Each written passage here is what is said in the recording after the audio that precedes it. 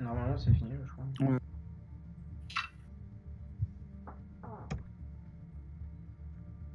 Du coup, il y a quelqu'un qui parle ou pas? Ouais, c'est Je sais bien. pas si c'est fini en fait ou pas. Sinon, j'ai noté 2-3 petits trucs, moi, que je peux vous dire. Ok.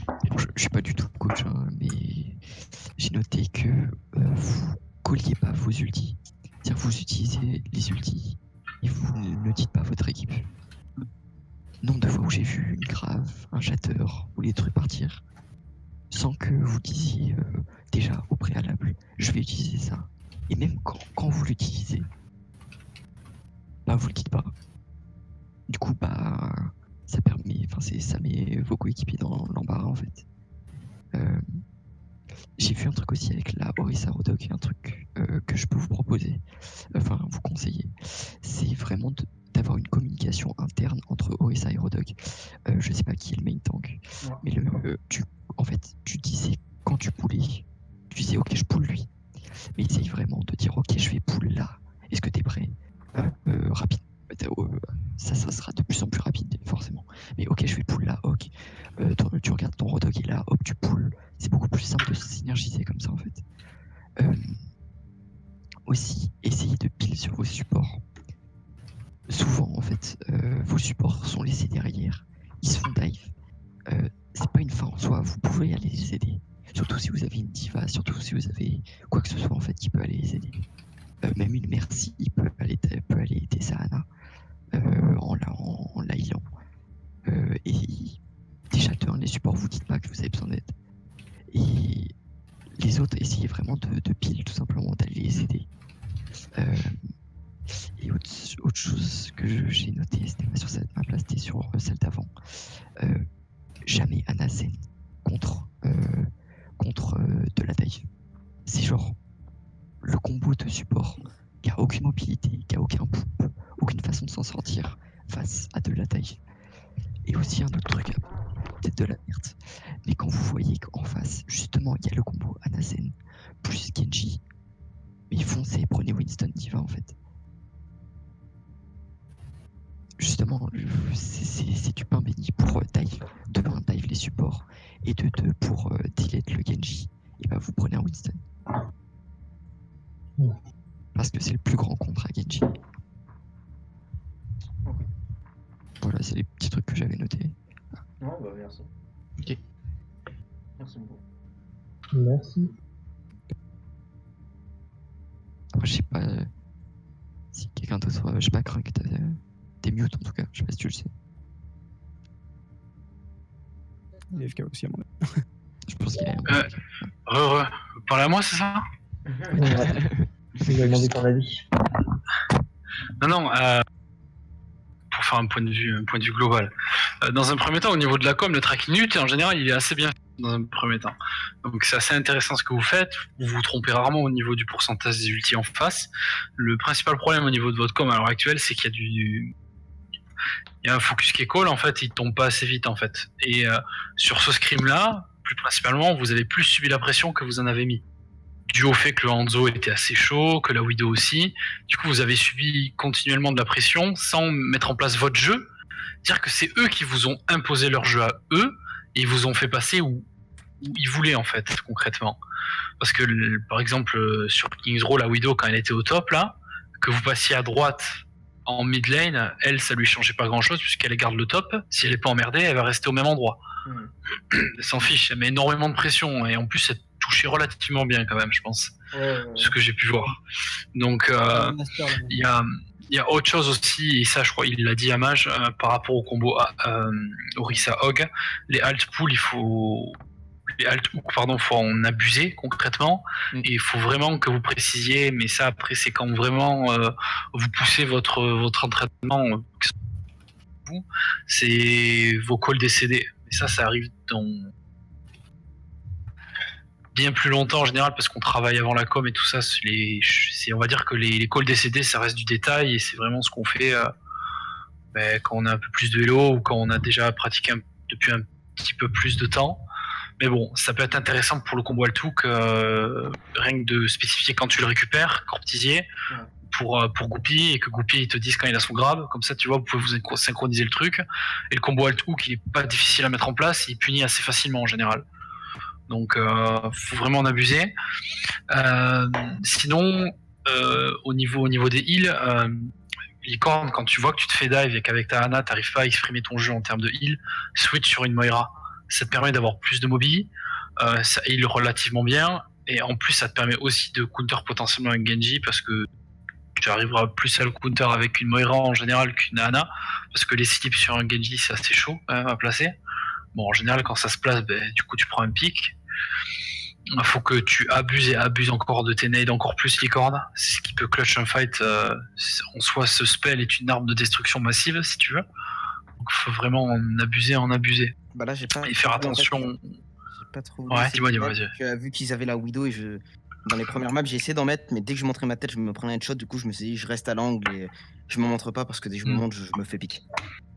Oh, autre chose avec ta Ana aussi, tes placements sont pas forcément le problème, c'est plutôt ta réaction vis-à-vis de l'agression.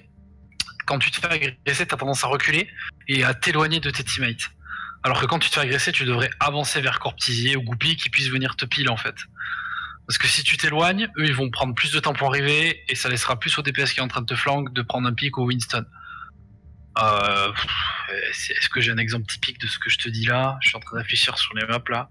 Ouais, Si je le dis, c'est que je suis sûr que j'ai eu un moment où tu me l'as fait. Non, mais je me rappelle plus là, mais ça va peut-être me revenir. Mais voilà. Kiwi, sinon au niveau de ton Lucio, t'as tendance à trop peut-être être en speed boost, Kiwi. Faut que tu fasses attention. Ok. Et juste fais attention, des fois tu mets du temps à back en fait alors que le fight est loose, Kiwi. Et surtout avec Lucio, quand le point il est toujours à vous, même si t'as plus tes collègues qui sont dessus, avec ton Lucio, essaie de rester le plus longtemps sur le point, grappille des pourcentages, parce que ton personnage il est ultra chiant à pique s'ils ont pas de contrôle en fait en face. Concrètement, et toi tu peux tourner autour du point, gratter, et si t'arrives à gratter que 5 ou 10%, c'est déjà l'affaire du siècle quoi, Kiwi. Tu vois ce que je veux dire? Tu vois? Et je l'ai vu plusieurs fois, mais bon, c'est pas dramatique non plus, mais ça dépend aussi parce que des fois tes collègues te disent il faut reculer et tout le monde doit reculer, donc toi dans ta tête tu dis je recule aussi, alors que tu devrais peut-être rester sur point et grappiller quelques pourcentages. Après c'est une habitude. C'est speed boost aussi. Faut vraiment que tu le dises plus souvent à Corptisier quand tu l'as, Kiwi. Et que tu prennes peut-être même toi l'initiative de dire, tu vois, go speed boost et on agresse, tu vois, quand Corptisier le dit pas. Tu vois, parce que des fois, lui, il a pas l'info que tu l'as, le speed boost, donc intentionnellement, il va peut-être pas te dire de le claquer parce qu'il sait pas si tu l'as. Tu vois, donc des fois, c'est peut-être à toi de le dire, tu vois. Concrètement. Aussi, c'est vrai que moi, là, c'est vrai que sur un newbie, j'ai un peu plus pensé, mais c'est vrai que j'y pense jamais. Donc, moi, le premier, je pense jamais au speed boost. Quoi. Je pense jamais à le call. Disons qu'il va pas y penser tout le temps et que comme il a d'autres trucs à gérer aussi, tu vois, Kiwi, si tu peux juste lui dire des fois que tu. Alors, rien que ça déjà, et même pour toi. Et mais ça après c'est vraiment poussé, mais si tu peux call quand tu le récupères et quand tu l'as, ça c'est le top quoi. C'est deux petits trucs que tu balances dans la com, si Corptisier il a entendu, lui ça lui permet de savoir quand il va pouvoir agresser, quand il va devoir être joué un peu plus pussy et défensif, tu vois, par exemple. Voilà. Sinon, qui d'autre que j'ai oublié? Oui, du coup, Torz et Coco. Alors, Torz, ce soir, compliqué, puisqu'une Widow qui joue bien, qui te counter beaucoup sur tes pics. Donc, je pense que ça a dû te faire un peu mal sur ton esti personnel, ce qui est normal. N'importe quel DPS qui se fait un peu, entre parenthèses, rouler dessus par la Widow en face, c'est compliqué. Voilà. Non, mais c'est pas que t'as forcément mal joué, c'est peut-être qu'elle jouait. Mais qu'elle jouait super bien aussi, que du coup t'étais peut-être pas dans le mood dans la journée. Il y a plein de choses qui font que le truc en fait c'est quand tu prends pas ton duel avec ta Widow, ça sert à rien de continuer sur le pick Widow. Autant prendre un Genji et essayer de vraiment aller te la chercher, tu vois, concrètement. Bon, tu me diras si une bonne Widow, si elle joue bien la Widow, elle... Même quand je prenais Genji, elle mettait une tête de l'autre bout de l'espace. Ouais, c'est pas faux. Mais après voilà, c'est aussi avec tes collègues à voir la compo faut adapter. Si la Widow elle est vraiment chiante, tu prends une dive, tu dis à ta diva d'y foncer dessus et tu vas avec elle à Torz, comme ça vous êtes sûr que vous prenez le pic et comme ça après vous pouvez dérouler le reste. Mais le truc c'est que si vous partez les deux sur la Widow et qu'après tout le reste ils s'avancent aussi, mais du coup ils vont avoir 5 personnes qui vont leur foncer dessus, ça va être compliqué. C'est pour ça qu'il faut réfléchir à l'agression et quand on agresse et avec quel personnage. Voilà. Donc c'est aussi ça le principe de la dive. C'est tu Ah, calls quelque chose, et tout le monde jump dessus, à part le potentiel heal qui est au sol, quoi. À savoir aussi qu'une Widow, ça se dive en 2 fois. Pour la simple et bonne raison qu'elle a un grappin en fait. Souvent quand elle va se faire dive, qu'elle est sur un top, elle va être tentée de descendre pour utiliser son grappin soit sur le toit sur lequel elle était, soit sur un autre toit. Donc ce qu'il faudrait en fait, c'est par exemple, exactement un bon exemple, la diva, que tu fonces dessus, qui la force à descendre, à utiliser son grappin. Et à ce moment-là, par exemple, Winston et le Kenji peuvent lui foncer dessus. Ça pourrait être un plan de jeu. Mais n'oubliez pas que c'est un jeu d'équipe, hein, donc il faut se servir de tous les atouts de ses coéquipiers pour pouvoir arriver à ses fins. Typiquement la Widow. À part votre Widow, j'ai vu personne s'en occuper. De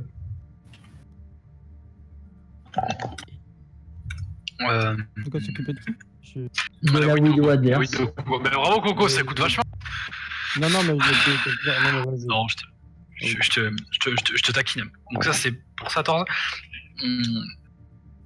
Quoi d'autre sinon? Non, après voilà, c'est après il y a Coco aussi, très très huge sur ton Macri. Fais juste attention, t'as tendance à un peu grid, un peu Coco des fois. Tu te mets trop devant le shield. Et c'est un peu, on va dire, la maladie du DPS. Si tu veux avoir le meilleur POTG, tu veux faire le plus de kills, du coup tu t'avances. Mais le truc c'est que si jamais tu te fais punir, tes alliés se retrouvent à 5 déjà, ils sont sous-effectifs, et pour peu en plus que toi t'avais un ult ou un truc comme ça qui aurait pu clutch le prochain fight, ils l'ont dans le baba quoi. Ouais. Mais ça je dis ça pour toi, Torz je l'ai moins vu on va dire, parce que j'ai moins vu, mais bon, plus pour toi Coco, mais après sinon c'est aussi qu'on... Peut-être, ouais, je sais plus, attends, je me souviens pas de tout, mais sinon après, dans l'ensemble, le scrim est pas si négatif que ça. Il y a eu des bonnes choses aussi au niveau du tracking, des coms, c'est quand même assez propre. Faire gaffe à votre gestion de lutte, les gars. Faites gaffe à ce que vous claquez, et surtout ce que vous voulez faire comme combo, en fait. Il y a trop peu de fois où vous avez call ce que vous vouliez faire en termes de combo. Ouais. Il y a des fois, sur King's Draw, par exemple, on s'est retrouvé à être obligé de claquer un anneau sur la Zarya de Goupy pour que ça puisse passer à la fin. Parce que c'est Licorne qui a dû se dire dans sa tête, si je claque pas le nano ça passera jamais, alors qu'à mon avis il y aurait même pas eu besoin de le claquer, c'était sur le second point au niveau du premier virage. En fait. La seconde zone au niveau du premier virage, le nano jamais il aurait dû être claqué là, jamais, parce que ça aurait dû passer avant avec les outils que vous aviez concédés, mais le truc c'est que le plan de jeu a pas été fait ultra, mais comment dire ça, il n'a pas été ultra carré le plan de jeu, du coup vous saviez pas ce que vous deviez calquer comme ult, et ça s'est vu sur King's Row, ça s'est vu sur 2 autres maps aussi, mais voilà. Mais bon, j'éviterai de vous faire rejouer Gibraltar, sinon Rekdars va me buter, mais Non, bah, je pense que c'est pas ça, c'est surtout que bah aussi on était bah il y a pas à chier, hein, en face ils jouaient très bien, donc c'est vrai que bah on était un peu on était assez, même moi le premier, hein, j'ai essayé de passer out, mais bon bah ça me faisait chier de me faire laver le cul, et puis bon bah Gibraltar c'est vrai que pour eux c'était du pain béni aussi, hein, parce que bah mine de rien, ils sortaient après ils avaient sorti leur Widow au début, mais voilà, comment dire, la carte était pour eux quoi aussi, donc après bon Ouais, mais faut qu'on la joue, la joue. non mais je dis pas le contraire, mais c'est pas parce que c'était Gibraltar que faut que tu la refaire, tu vois. Moi Gibraltar, même en temps normal j'aime bien, mais c'est juste que bah là c'est vrai que face à eux c'est complexe. Même du coup, comme on s'est fait dessus et qu'on sait pas comment la jouer, je propose qu'au prochain scrim on la reprenne. Ouais, voilà. Pour qu'on arrive à la jouer. Et vu qu'on sait que cette map là, on sait pas comment la jouer. Rekdars va faire une crise cardiaque. Non, je déconne. Ah non, mais mais moi faut que j'apprenne à la dure. Faut que je souffre. Non, mais en soi après, je pense que moi repartir sur un Elo Scrim de K8 pour le prochain truc, c'est pas dégueu en soi. Bon là, il y avait du diam. Ouais, je dis pas. Sûr. Là, je dis pas. Mais tu te cassais de K8 largement bien. J'en suis même sûr et certain pour le coup. C'est sûr. Bon, pas grand chose. Le prochain scrim, vous voulez le faire quand, les boys? Semaine prochaine? Ouais. Bah moi, moi je m'en fous, mais je m'en fous, ouais. Ben, va falloir aussi qu'on commence à réfléchir au planning de scrim les jours que vous voulez faire, mais pour certains qui vont avoir le planning qu'à la rentrée, quoi. C'est le truc, je sais pas. Je sais pas trop. Donc, Ouais, à voir. on est jeudi. Ouais. Moi, je peux tous les jours. Je peux tous les jours jusqu'à la rentrée. Pour le moment, je peux tous les jours. Si vous voulez me faire 3 skims par jour, y a pas de problème pour moi, c'est quand vous voulez. Non, moi, Sauf ça le va. matin. D'accord. Sauf le Il matin. est fou, ce licorne. parce que je dors. Il est fou, ce licorne. Ah non, mais Non, mais, moi, je suis Ouais, non, mais- moi, je peux script de 16h jusqu'à 21h, 23h. De toute façon, ça sera qu'une planning prévisionnelle, puisque de toute façon, le vrai planning, il arrivera à la pour et tout ça, ceux qui ont le vrai planning. Et voilà, et là, on en détermine ce qu'on fait concrètement. Après, est-ce qu'il y en a certains d'ici qui ont besoin de coaching perso sur des pics et tout ça, concrètement? Moi, mais moi, j'ai déjà vu avec Wata. Là, faut Ok. qu'il envoie les trucs. Pareil. ce soir. Moi, je dis moi, pas non. Vous avez vu avec Wata?